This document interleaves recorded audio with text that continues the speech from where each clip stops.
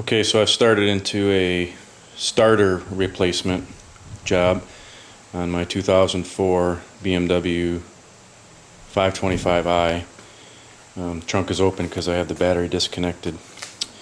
I saw one video that suggested you did not have to take the intake manifold completely off, but you could just separate it a little bit from the engine to get access to the starter. But the starter is actually below the intake manifold here.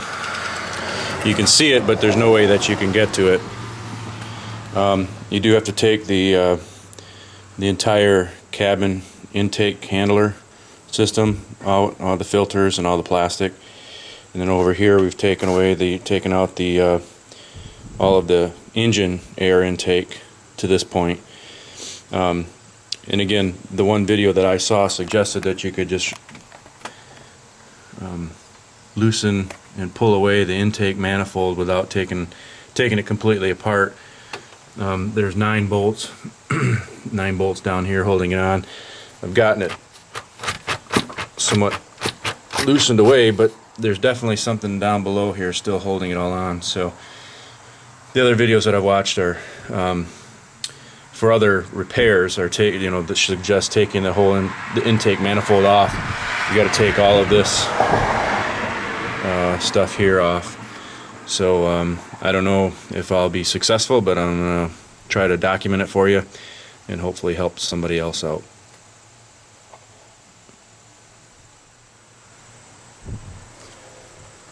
First thing you do is loosen up the oil dipstick tube. There's just one bolt down there. Take that off, let you swing this here out of the way. Okay, so what I've been able to do here is separate this electrical module from the intake chassis. This thing has a lot of cables, as you can see, coming out of it. I'm hoping that just by pulling it away here, it's giving me enough room to work on it. What I'm told is, all of these cables, you can't mess them up. They, only have a certain reach, and sort of the type of connector will only fit on the right component, so you can't mess these up. But still, some of them run all over different places in front and behind the engine. So again, my goal here is I have to get underneath this whole intake assembly. I say I've got it loose, but there's still something below here that's keeping me from being able to take it apart. So I'm just progressively working my way into to get visibility underneath here, so I can get this whole intake manifold off. I'm also hoping I don't have to take all the injection rails and electronics off, that I'll be able to at least just sort of flip it up. But again, the starter motor is on the rear of the engine, where the engine, the bell housing are connected together, and maybe you can even I can even get you a shot of it here.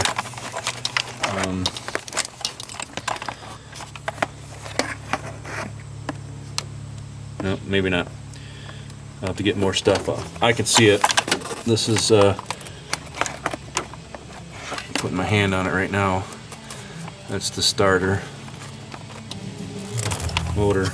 But again, you gotta to get to it, you've got to take this whole intake manifold off, and there's one bolt, I'm told, holding it from the front of the starter motor, and one bolt holding it from the back, plus the 2 electrical connections. So let's see how this goes.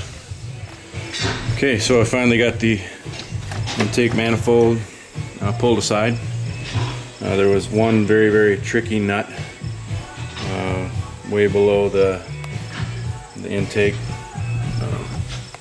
I can show you. It was way up in here. Now, as you can see, we've got the starter motor exposed here. So that looks like a pretty straightforward removal. So we'll get that pulled out and replaced. I'm also I also tend to clean stuff up while I'm working, so I'm going to vacuum this, but I'm also going to be very careful not to drop any debris into the intake, into the engine here. One other thing I'd say is, you got to be very, very patient with this job. There's a lot of hidden connections, mostly electrical plugs. Some of them are difficult to get to. You need to be very, very patient. Don't just rip stuff out, but try to take your time to find the right way to dismantle all this stuff, and hopefully I'll be able to put it all back together. But at least at the moment I've gotten to the component that I need to replace. We'll take that out, and hopefully the auto parts shop has another one. Okay, finally got the starter out. It was pretty tricky. What I'll say is that it really took some ingenuity. The bolts are on the back side here, the bell housing. One here, and actually I didn't take this last one out, this other one out.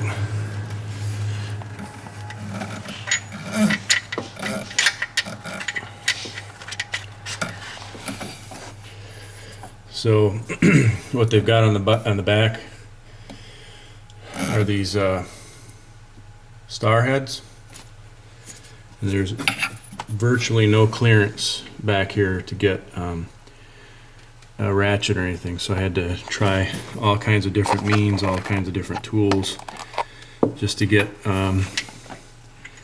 in here without any clearance. Both here, this one was a little easier. This one here was easier, but this one up here, that's closer to the firewall. There was no way that I was getting this is the socket that fits on there.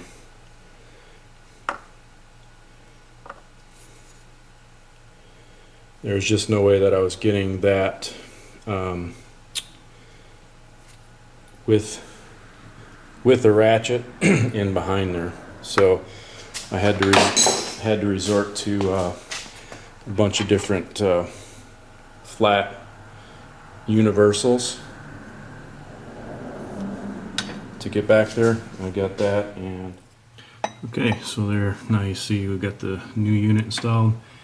Once again, I put it back in with the original star head bolts. If it'll focus.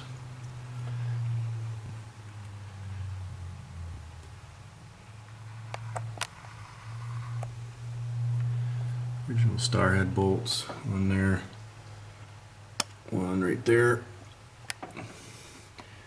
and it kind of fits over a pin right here. And there's a couple connections. There's two positives, and then there's a small connection underneath both of those. Put that on before I put the starter on. But the starter's in. I have no idea how to test it, if it's smart to test it before putting everything back together. So I'm just going to put everything back together and pray it works. But the starter is in.